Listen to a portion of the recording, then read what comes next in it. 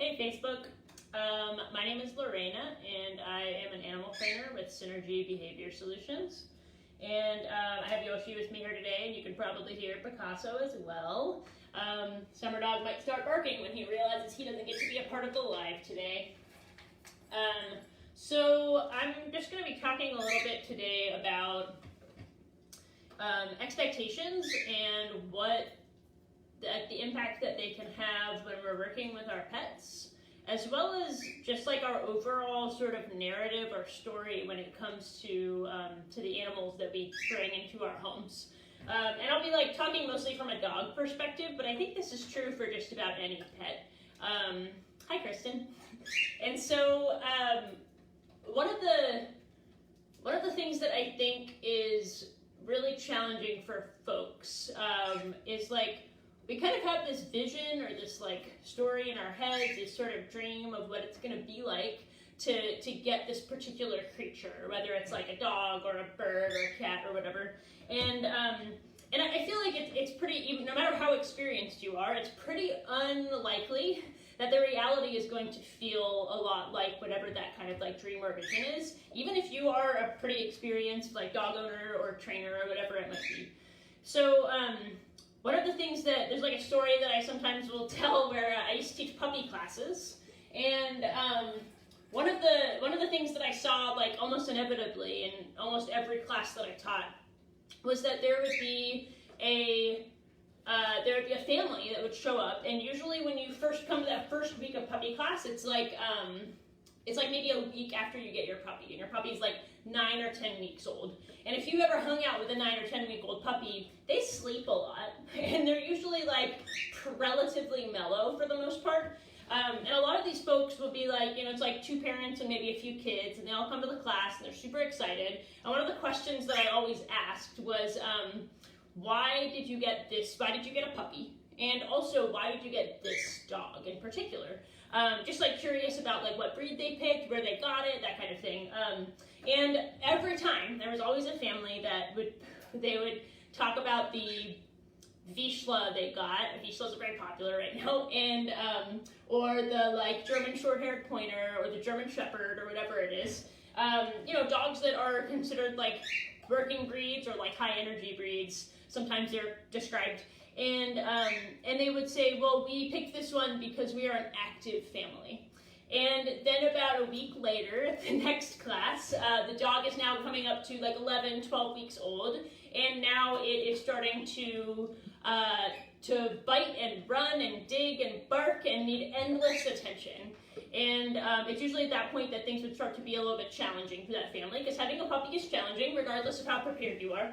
And I think that they discovered pretty quickly that they didn't really know what an active dog breed really was. So having a busy schedule does not an active home make. And so there'd be a lot of conversations about, this dog has so much energy, what do I do? And so then I would get to have conversations around like mental exercise and how we can shape some calmness in our puppies and management, etc. And like the vast majority of the time, by the time the puppy graduated, they bonded with the dog, they've kind of figured out what life needs to look like in order to incorporate this animal into their lives, or not. And the not is always a bummer. And I think that the or not part is sort of what ends up creating a situation where the animal is either, the animal's needs are neglected, or the animal is maybe rehomed, or the animal ends up in a distressing situation, maybe subjected to some really aversive or punishment-based training methods to try and stop the behaviors that the family didn't expect. And I think that, like, I grew up on a petting zoo with a lot of different kinds of animals, and in our house, we always had a large number of rescue dogs. And so my experience with dogs was always a little bit different, I think, than the average like suburban family or something, or even urban family, because dogs were just something that were like, dogs did dog things. So even when I was growing up in Kentucky, which wasn't that long ago, it would be unheard of to like approach a dog while he's eating. And if you got bit, whoever the adult is in the space would be like, well, what did you do to get bit? Or you would never take away a bone while a dog is chewing, Or like if dogs get into fights, like it happens sometimes. Dogs kill things, they're predators. We'd have dogs that would kill cats, they would kill our bunny rabbits, they'd kill the chickens, and that was considered our fault because we left a gate open, or we let the wrong dog out into the wrong pen, or whatever it might be. So my experience with expectations is a little different than what I have noticed living in and training dogs in Portland. So in Portland, Oregon is really known for being a dog-friendly place. So before COVID, in the before times, back when people could go places and do things, it was really common that we would see dogs in cafes, you'd see dogs in bookstores, pretty much almost everywhere that I went, I would see dogs, except maybe for like most restaurants. So it's like pretty open, there's a lot of dog parks, people take their dogs everywhere. And so the expectations for dogs that I have noticed are very, very high. And I think that this is something that has changed just in the last 20 years or so, where like 25, 30 years ago, it would be unheard of to think that your dog would be like, hi Christine, would be like okay hanging out with children unsupervised, that the dog could be off leash at an unfenced dog park and interact appropriately with every single dog they meet and come when called as well. Walk nicely on lead, being able to hike in new spaces every week. Go and sit outside the brewery and watch the world go by as people and dogs and bikes and skateboards, etc. zoom around them. So these expectations, I think, can be really damaging if we're not also aware of the fact that a dog is just a dog and a cat is just a cat, which means that there's so many amazing and brilliant things about them, but also they're animals and there are things that they are going to do. And most of them are things that we don't want them to do. And so when we have expectations where we expect this animal, this like well-rounded creature in every single setting to be always friendly, always positive, always resilient, always confident, and just taking punches as they come, basically, it's actually kind of a bizarre level of expectation. I don't think I know anyone who would expect other people, like humans, to be that okay all of the time with everything that happens to them. And especially, like, nobody would expect their kids to be like that, and people who do have expectations for their kids like that probably don't have a great relationship with their kids. So I was thinking the other day about how, like Yoshi, for example, is an incredibly trainable dog. She loves to work. She excels almost immediately in any sport that I try to put her in, whether it's agility, parkour, tracking, nose work.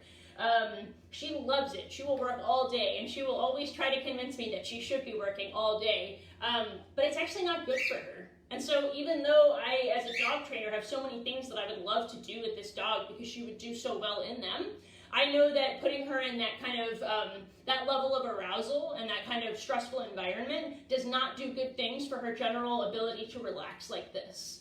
And so even, for example, there's like for years, I didn't think that I would actually be able to do neighborhood walks with this dog. Her level of dog aggression and reactivity was very, very severe, and it still can be. But just in the last year, I have managed to get to a point where she walks excellent on lead. She can disengage from dogs, even from other squirrels, from squirrels and from other dogs, and we communicate really well out and about.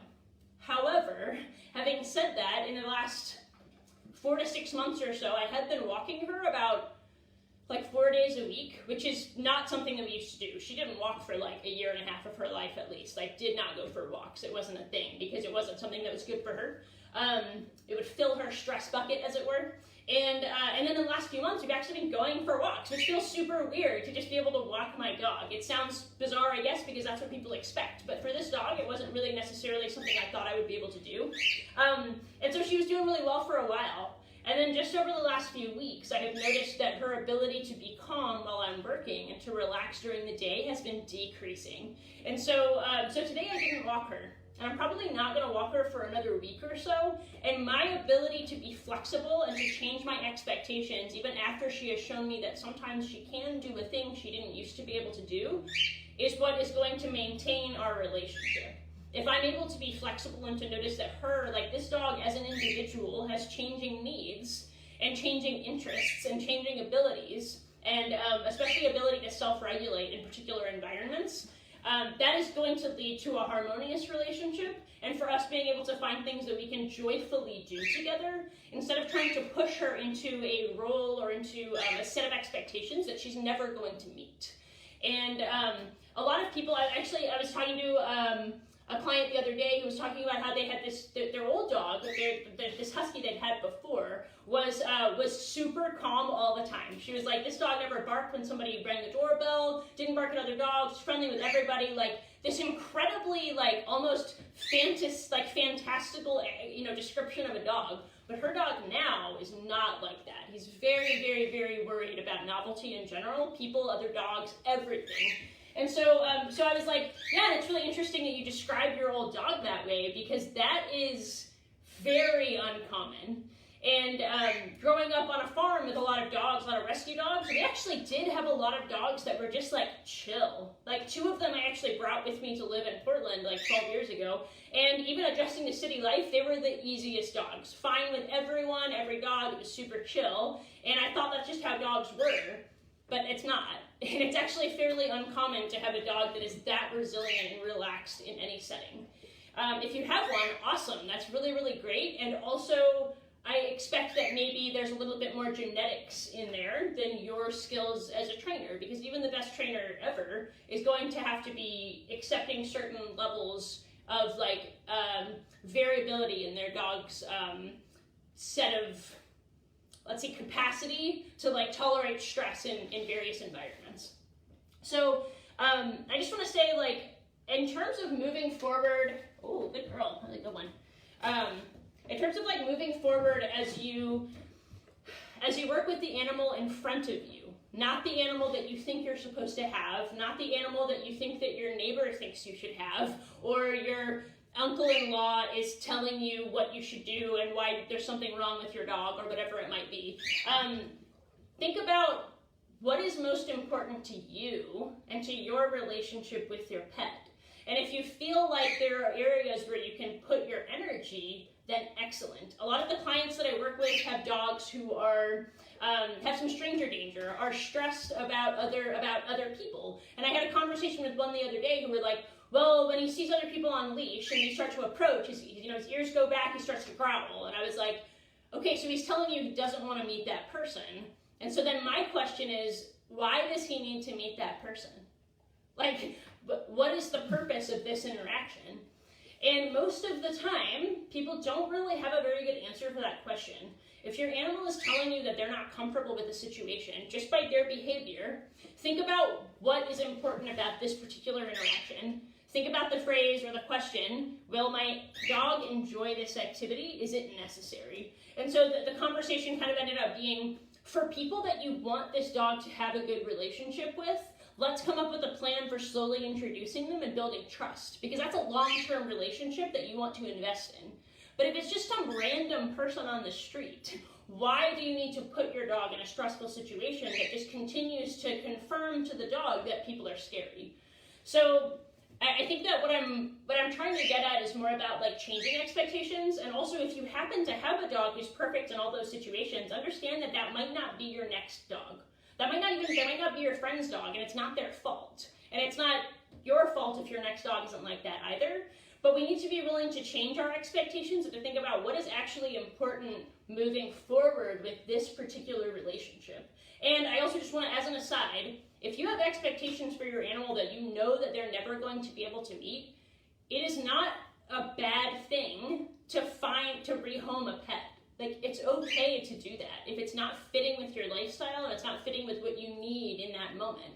But then moving forward, you might want to think about, how can I set myself and potentially when I try again, this animal up for success? And how can I try and make sure that the animal that I obtain is going to be aligned with my expectations, or at least closer? It's never going to be perfect, but it can get there, right? And so it's your responsibility to figure out how you can ensure the best life for this animal while still making sure that you're enjoying the process of dog ownership. I saw a client last night, and I was like, do you walk your dogs together as 2 dogs? And they were like, oh, we used to, and then we stopped. It's just not fun. And I was like, yes, that's such an excellent ability to be resilient and to adjust your expectations and to be flexible. I never walk my dogs together. It would be incredibly stressful, but we have really nice walks separately, and it's going to be like that forever. It just is.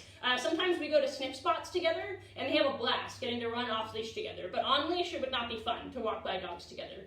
And so I always know when I'm working with clients and having these conversations with them, the ones who are going to have the most positive outcome, the ones who are really going to deepen their relationship with their animal and feel that like process of transformation, that process of transformation, they're the ones who are willing to adjust their expectations and right off of the bat are looking at the animal as an individual with wants and needs and preferences. And I think that historically, and it's interesting to me because like traditionally we don't see dogs that way. Like people often see them more as like utility in the past or as a prop now. Sort of just like this is an addition that like needs to go in my life because there's like a slot for a dog or whatever. And we don't really see them as individuals with preferences or changing needs and wants. But at the same time, we used to also accept them as dogs and as creatures that do things that dogs do. Like digging and barking and biting and tearing and chasing and escaping and all of these things that they're really good at. And so now we need to figure out like what is the middle ground there? Like can we see the animal as an individual with their own needs and preferences? Like my dogs have very different interests. Even when they both chase toys, they like to do it for different reasons and in different ways. And my client last night said that too. They were like, oh, we have different interests. I was like, I love that. I love that you said that because it's really important to understand that that's true and also is going to change with the animal that you're working with. So I think that it's important that you remember that you're supposed to have fun. It's supposed to be a positive relationship. If you find that a lot of the interactions you're having with your pet are adversarial or competitive or feel like it's like pushing and pulling back and forth, you might want to re-examine your expectations and figure out where can the interaction be a positive one rather than like a competitive one or trying to like coerce the animal into doing something or being something that it's just not going to be. I think I see some questions. I'm curious. Let's see. See some comments here. Angela says, such a great topic. Wish I had heard before I attempted to have a coffee on day 2 of rescuing my GSP. What was I thinking? Yeah, that's really interesting because here in Portland, and I've talked about this before, technically my lifetime is up, but I think this is really important. Especially people who rescue dogs.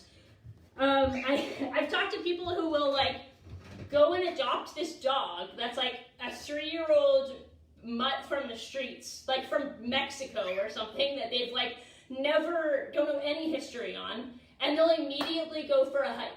I met somebody at a 3-day like party in the woods rave music festival thing who had just adopted their adolescent dog that they brought to this event. Crazy booming music, like 20 dogs off leash, like a river with a bunch of rapids. They just adopted them 2 days before that. And if you think about the reality of what it would be like to be that dog, the amount of stress that we are expecting these animals to tolerate is immense. And so if you can just imagine what it would be like for even the briefest moment emotionally to be in that position, what do you need? And the answer is often not sitting outside of the cafe trying to just be chill when everything in your life has changed. However, and I don't know you and your dog, but I would say like that doesn't mean your GSP can't get to that place. But that's actually one of the like most unrealistic expectations that people have here in Portland especially, that they want to be able to take their dog on a week-long backpacking trip and they want to be able to sit outside of Starbucks on Hawthorne Boulevard with like 80 people walking up and down the street. So it's just such a wide spectrum. And the craziest thing about it for me is that so many dogs still rise to meet those expectations. Like, dogs are incredible creatures, and still we continue to raise the bar in what we want out of them and get upset when they don't meet that. So in order for you to always feel happy and positive, that's not a thing, but in order to more often feel happy and positive about your relationship with your dog, I encourage you to think about to expect that your animal is maybe not going to be successful in a particular environment, and then help support them to be successful. And then when they are, you get to celebrate because they exceeded your expectations. I don't mean that you shouldn't expect a lot out of them, but expect that they will need support. And then you provide that support and they win. Yeah, I know, it's like my dog drinking water and then the bird like singing. So when they do well, then you get to celebrate with your dog instead of feeling like you failed. And you don't want to feel like a failure, and so neither does your dog. Dogs also like to be successful. So yeah. Anyway, that's me ranting. I appreciate the comments. And I would love to hear like moving forward. Maybe for this year, and you should always be willing to like make changes and do better, etc. It doesn't have to be the year, but what sort of expectations do you generally have for your dog?